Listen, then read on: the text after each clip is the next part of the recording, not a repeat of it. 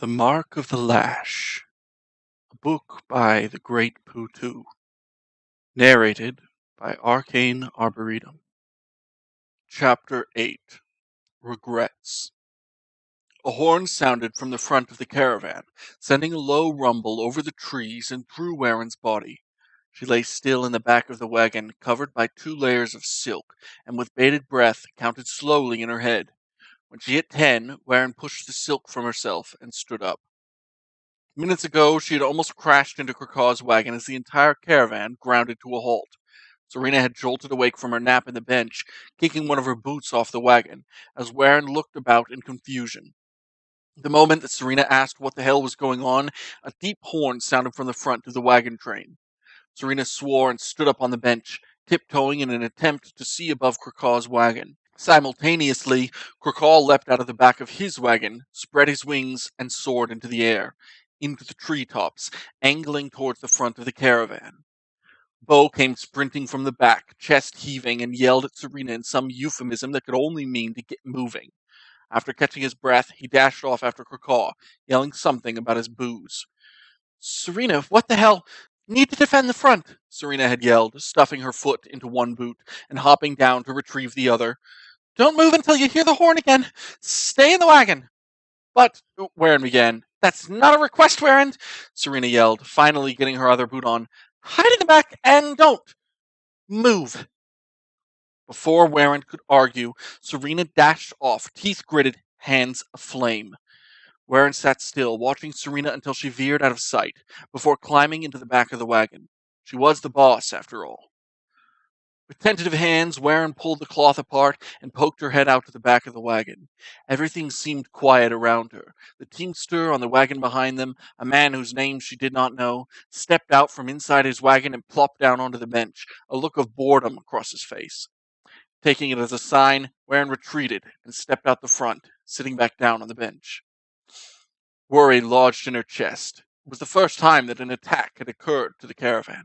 While she was safe near the back, many of the wagons in the front would be in danger, and while she knew almost no one up there, Waren still didn't want to see anyone hurt, including Serena. She let out a nervous sigh and shifted about in the bench. Waren had no idea that Serena was one of the defenders.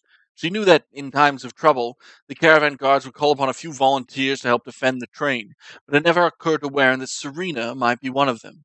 It made sense. She would have to imagine that the ability to fling fire from her hands would make Serena valuable to any defensive operation. Still, Waren worried. Serena wasn't weak. She could handle her own, what with all the fire, but accidents could still occur, and if something happened... Waren grimaced and shook her head. Bad thoughts to have, right after a skirmish. Krakaw appeared from the trees, flapping over to his wagon and landing behind it.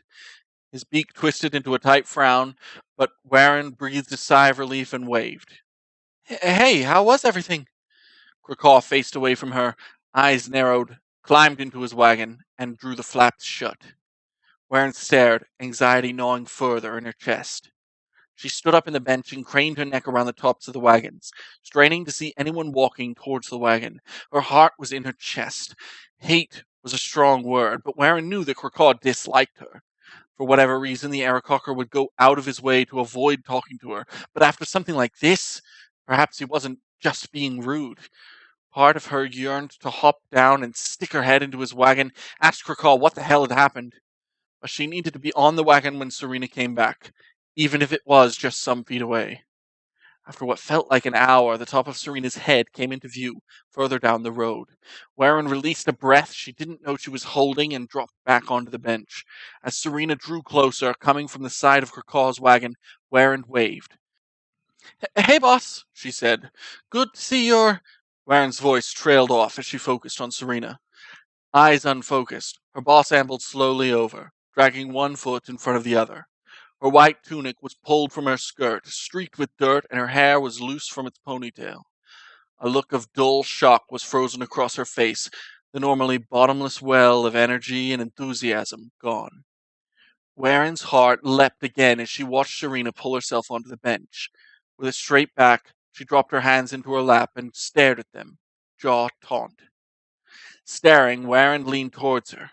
"Serena, what's wrong? Did someone get hurt?" Serena did not move. Warren asked again, louder. After a moment, Serena blinked and stared straight ahead, barely moving her hands out of her lap. Bo didn't, Bo didn't make it. It was Warren's turn to stare. You're... T- tell me you're joking. I really wish I was. Ah, fuck. Warren leaned back against the bench as a weight settled over her. Glancing over at Serena, she felt her chest grow tighter. She wasn't that close with Bo, more on good speaking terms, and while she hated to see the man go, Warren could imagine what Serena must have felt. Can I ask what happened? Serena nodded and closed her eyes. The caravan wasn't attacked. Someone else's wagon was? It was overturned, jumped by hobgoblins. We rushed in to help. Bo ran up with Pavel. I stayed behind and helped the people in the wagon, but Bo took a nasty cut and... Serena's voice faded away. You don't have to tell me if it's... No, it's... She sucked in a shaky breath. He got hit and went down, and we didn't get to him in time. The the tallest one got him and... He gutted him on the ground. We... She opened her eyes, now glassy. Didn't get a chance. Gods. Warren rubbed her face. Did you at least get the one that did it? Serena nodded. Good. Fuckers deserved it. Serena slumped at her words. Warren's skin pricked as if stuck by hot needles, and as she began to speak, to apologize, Serena raised her hands.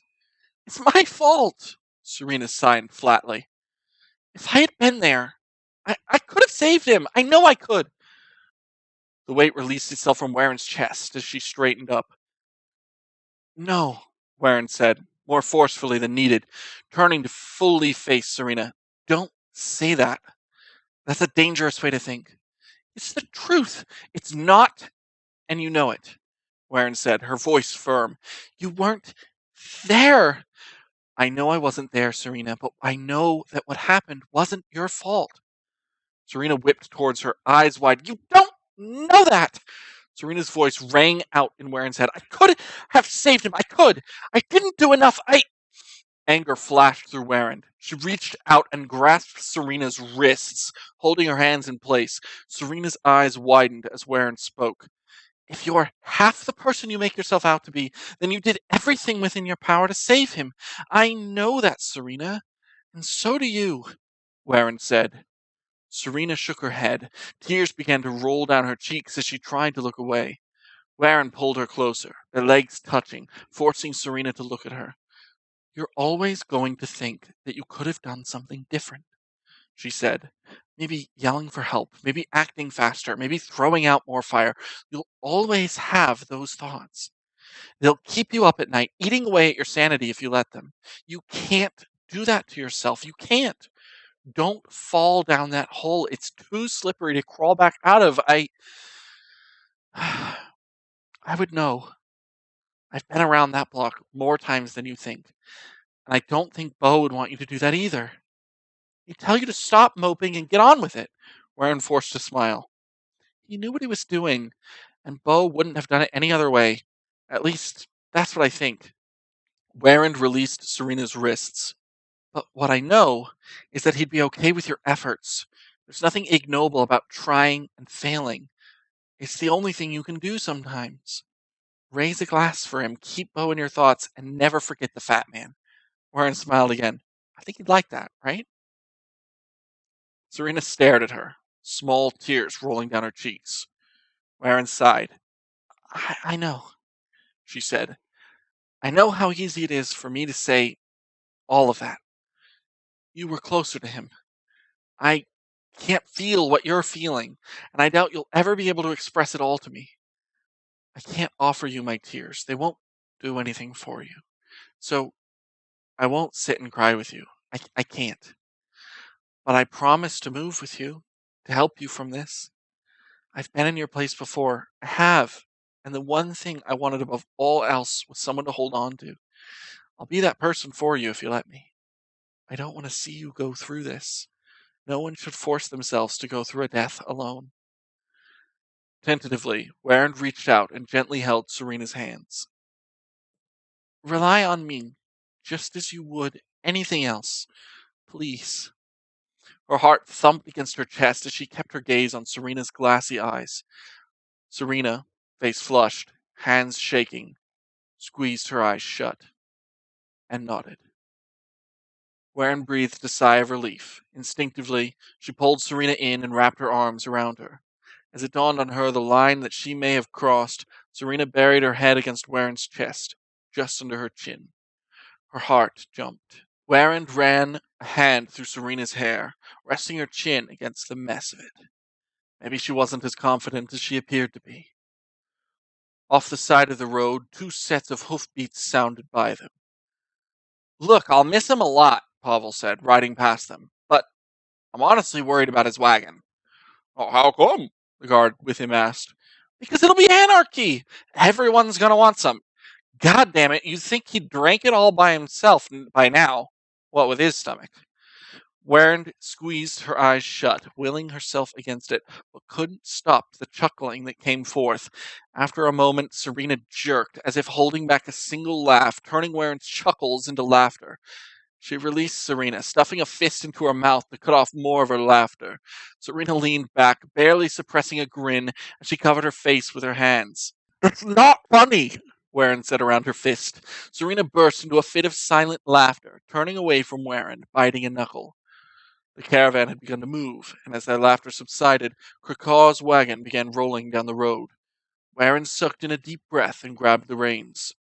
I think, she said slowly, fighting back more giggles, that Poe would have loved that.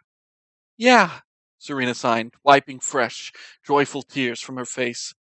After a moment, she turned back to Warren. Her eyes were rubbed raw, but a small smile was painted across her face. Thank you, Warren. I really needed that. Warren grinned back. Of course. I'll always be here for you.